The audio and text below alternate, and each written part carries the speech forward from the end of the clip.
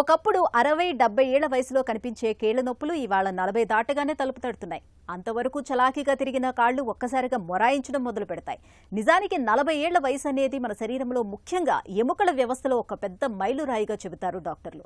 అప్పటి వరకు ఎముకల సాంద్రత పెరుగుతూ దృఢంగా ఉండే ఎముకలు 40 దాటాక నెమ్మదిగా తమ ఖనిజ బలాన్ని కోల్పోవడం ప్రారంభిస్తాయి. అందుకే 40వ వడికి వచ్చాక ఎముకల ఆరోగ్యం విషయంలో ప్రత్యేక శ్రద్ధ తీసుకోవాలని చెబుతారు నిపుణులు. 4-10 వయసులో ఎముకల విషయంలో తీసుకోవాల్సిన జాగ్రత్తల గురించి డాక్టర్ని అడిగి ఇప్పుడు తెలుసుకుందాం.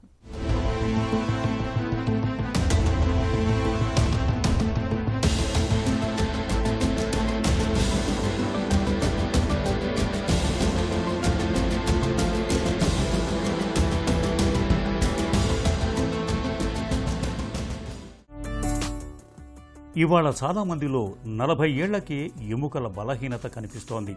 ఎందుకని? ఇప్పుడున్న సొసైటీ అంతా కూడా ఇండోర్ సొసైటీ. ఇప్పుడు కంప్యూటర్ బేస్డ్ సిస్టమ్స్ కానీ కంప్యూటర్ బేస్డ్ జాబ్స్ కానీ చాలా ఎక్కువ అయిపోయాయి. సో వాళ్ళకి అన్ఫార్చునేట్గా వాళ్ళ అవుట్డోర్ ఎక్స్పీరియన్స్, సన్లైట్ ఎక్స్పీరియన్స్ లేదు, ఒక ఫిజికల్ యాక్టివిటీ లేకుండా సో వాళ్ళ లైఫ్ స్టైల్ మొత్తం మారిపోయినందుకు ఈ కొత్త సొసైటీలో మనం కొత్తగా చూస్తున్న ప్రాబ్లమ్స్ ఇవి. దాని తగ్గట్టుగా అన్ని విధాలుగా వాళ్ళు బయటకు వచ్చి కొంచెం ఫిజికల్గా యాక్టివిటీ చేసుకొని ఎక్సర్సైజ్ లాంటివి చేసుకొని కంప్యూటర్లో కాకుండా ఫోన్లో కాకుండా ఎంతో కొంత బయట తిరిగి మనలాగే ఒకప్పుడు ఈ సిటీ ఇంత క్రౌడెడ్ ఉండేది కాదు, కొంచెం ఓపెన్ ప్లేసెస్ ఉండేవి, కొంచెం ఆడుకునే వాళ్ళం, సైకిల్ చేసుకునే వాళ్ళం. ఈ జనరేషన్కి అన్ఫార్చునేట్గా ఆ సిస్టమ్స్ అన్నీ పోయి వాళ్ళ యాక్టివిటీస్ అన్నీ కట్టెలైపోయి అన్ఫార్చునేట్గా modern life style, new generation ప్రాబ్లమ్స్తో ఇవన్నీ కొత్తగా వస్తున్న ప్రాబ్లమ్స్. ఎముకల బలహీనతకు విటమిన్ డి, కాల్షియం లోపం మాత్రమే కారణమా? ఇతరత్రా కారణాలేమైనా ఉన్నాయా? విటమిన్ డి, కాల్షియం ఇవన్నీ సెకండరీ థింగ్స్. దానికంటే ముఖ్యం ఏంటంటే ఫిజికల్ యాక్టివిటీ. మన బోన్కి ఎప్పుడు కూడా స్ట్రెంగ్త్ అంతా కూడా మజిల్ నుంచి రావాలి. మజిల్ ఎలా వస్తుంది? మన కదిలికుంటే మజిల్కి స్ట్రెంగ్త్ వస్తుంది. ఏదో విధంగా some activity, some physical activity, whether it is walking, whether it is jogging, whether you swimming, whether you play some any game activity, any games, any outdoor activities.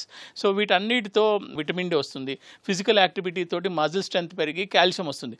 So ఇవన్నీ ఒకటిదానికొకటికి inter related activities. So on any day physical activity, movement is life. If you don't move, things will be static, your bone strength will go down, me bones అన్ని week అయిపోవడము, బోన్స్లో arthritis రావడం, ఇవన్నీ ఒకదానికొకటి inter related things. So always physical activity is a prime thing that this generation should take care and they should be very conscious of the things. ఎముకలు బలహీనమవుతున్నాయని శరీరం ముందుగానే ఏవైనా హెచ్చరిక సంకేతాలు ఇస్తుందా?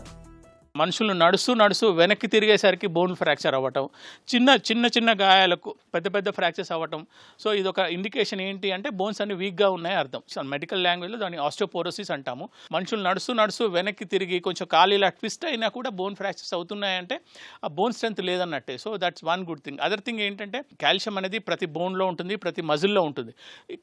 కొద్ది చిన్న పని కూడా మనుషుల్లో అలసట, కండ నొప్పులు రావడం, ఇది కూడా ఒకలాంటి సైన్ అనమాట. బోన్స్లో కాల్షియం ఉందని మనకు చెప్పే విధానం అన్నమాట.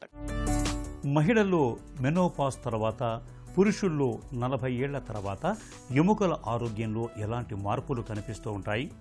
మహిళల కంటేనండి వాళ్ళకి ఎప్పుడైతే పీరియడ్స్ ఆగిపోతాయో దాన్ని మెనోపాజ్ అంట. మెనోపాజ్ అయిన తర్వాత కొన్ని హార్మోన్స్ ప్రొడక్షన్ ఆగిపోయేసరికి బోన్స్లో ఉన్న కాల్షియం అంతా కూడా డిప్లీట్ అవుతూ ఉంటుంది, కరిగిపోతూ ఉంటుంది. అండ్ మేల్స్కి వచ్చేసరికి మేల్స్కి ఒక 35-45 ఇయర్స్ తర్వాత వాళ్ళకు ఒక పీక్ బోన్ మాస్ వస్తుంటుంది. పీక్ బోన్ మాస్ అంటే ఆ బోన్ మాస్ అంతకంటే ఎక్కువ, బోన్ అండ్ మజిల్ మాస్ అంతకంటే ఎక్కువ పెరగదు. అది ఒక స్టాటిక్ స్టేట్గా వచ్చి తర్వాత అది అంటే మేల్స్కి యాజ్ సచ్ హార్మోన్స్తో డిప్లీట్ అవ్వడం అంటూ జరగదు. కాకపోతే వాళ్ళు అక్కడ ఫిజికల్ యాక్టివిటీ, అక్కడ మజిల్కి అడిక్వేట్ స్ట్రెంగ్త్ కానీ టోన్ కానీ చేసుకోకపోతే ఆ మజిల్ స్ట్రెంగ్త్ వీక్ అవడంతో బోన్ స్ట్రెంగ్త్ కూడా వీక్ అవుతూ ఉంటుంది. బోన్ డెన్సిటీ పరీక్షను ఎవరెవరు చేయించుకోవాలి? ఏ వయసు నుంచి చేయించుకోవటం మంచిది? చిన్న ఇంజురీకి కూడా పెద్ద ఫ్రాక్చర్స్ అయినప్పుడు అలాంటి వాళ్ళు చేసుకోవచ్చు. ఎల్డర్లీ అంటే ఫీమేల్ పేషెంట్స్ అంటే past middle age around 35 to 50 years if వాళ్ళకి మల్టిపుల్ బాడీ జాయింట్ పెయిన్స్ కానీ బోన్ పెయిన్స్ అయినప్పుడు, ఈ బోన్ స్ట్రెంత్ వీక్ అయినప్పుడు కొద్దిమందికి ఏమవుతుందంటే మనుషులు వంగిపోతూ ఉంటారు. అంటే మనుషులు they lose their body height, bone height తగ్గి మనుషులు కొంచెం వంగిపోయి ఇట్లా గూన్గా అంటే వంగినట్టుగా కైఫోటిక్ డిఫార్మిటీస్ అంటాం.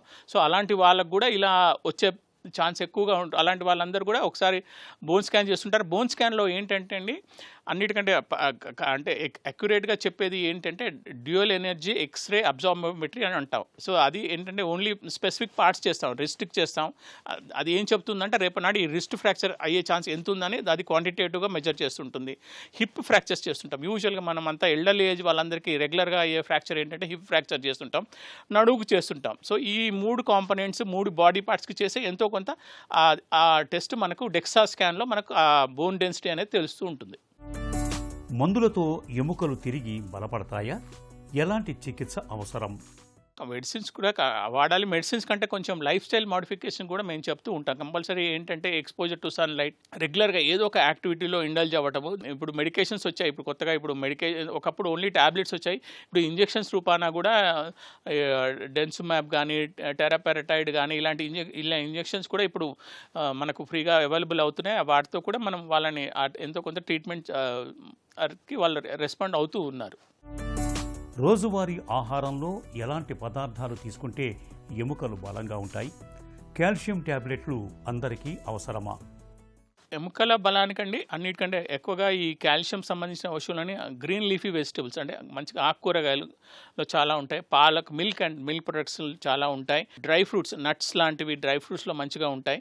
నాన్ వెజ్లో కూడా అన్ని రకాల నాన్ వెజ్లో కూడా ఎంతో కొంత ఫిషెస్ కానీ వీటిలో కానీ నాన్ వెజ్ ఐటమ్స్లో కూడా మనకు అడిక్వేట్ కాల్షియం ఇంటేక్స్ మనకు దొరుకుతూ ఉంటాయి. కాల్షియం టాబ్లెట్స్ తీసుకోవచ్చు. అంటే రకరకాల అంటే ఒకటి ఏంటంటే బోన్ ఫార్మేషన్ అనేది ఆస్టోబ్లాట్స్ అనే అది చెక్ చేస్తుంటుంది. బోన్ ఫార్మేషన్ తర్వాత దాన్ని రిజార్ప్షన్ అంటాం, దాన్ని ఆస్టోక్లాస్ట్ అని చేస్తుంటాయి.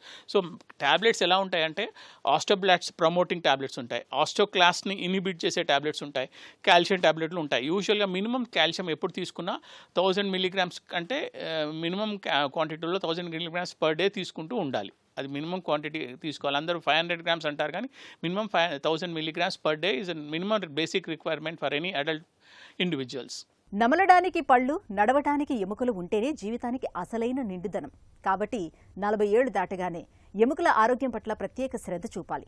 రోజువారీ ఆహారంలో కాల్షియం, విటమిన్ డి పుష్కలంగా లభించే పదార్థాలని చేర్చుకోవాలి. ఉదయం పూట లేత ఎండలోని కాసేపైనా వ్యాయామం చేస్తూ గడపాలి. అప్పుడే ఎముకలు ఆరోగ్యంగా ఉంటాయి.